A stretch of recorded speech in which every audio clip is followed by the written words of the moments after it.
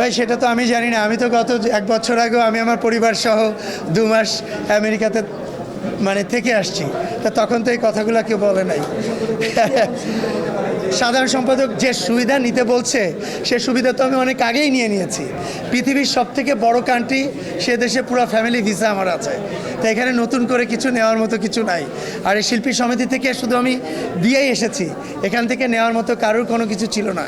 সাকিব ভাইয়ের এই শিল্পী সমিতি থেকে নিয়ে কিছু করে নাই, মিশা সওদাগর শিল্পী সমিতি থেকে নিয়ে কিছু করে নাই, জায়েদ খান ভাই মিশা শিল্পী সমিতি থেকে নিয়ে কিছু করে নাই। সো এটা বানোয়াট গল্প, গুজব, ঈর্ষান্বিত হয়তো অনেকে অনেক কথা বলে।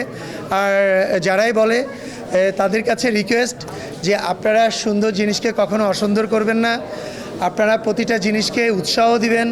আমরা কোনো অন্যায় করলে আপনারা আমাদেরকে বলবেন, ভাই তুমি অন্যায় করেছো, অন্যায়টা আর কখনো করবা না। আমি এর আগেও আমার বাংলাদেশে যারা আমার হ্যাটার্স আছে, ইন্ডাস্ট্রিতে যারা আমাকে পছন্দ করে না, তাদের সবার কাছে আমি কিন্তু ক্ষমা চেয়েছি। আমি আগে জয় চৌধুরী, এখনও জয় চৌধুরী কিন্তু এক না। আমি আগে যা ইচ্ছে তাই চাইলেও করতে পারতাম, এখন 570 জন মেম্বারের প্রতিনিধি আমি প্রতিটা মানুষকে নিয়ে, প্রতিটা মেম্বারদেরকে নিয়ে, ইন্ডাস্ট্রির সবাইকে নিয়ে আমি আমার এই গুরু দায়িত্ব পালন করতে চাই। সবাই কোনো না কোনো কারণে যদি কেউ আমার মনে কষ্ট পেয়ে থাকেন, আমি সবার কাছে ক্ষমা সুন্দর দৃষ্টিতে দেখার জন্য আহ্বান করব। আমাকে যে গুরু দায়িত্ব দিয়েছে এটা অনেক বড় একটা দায়িত্ব।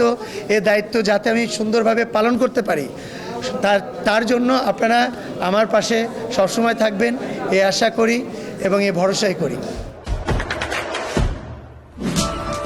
দেশে দেশে সবার সাথে দ্য নিউজ।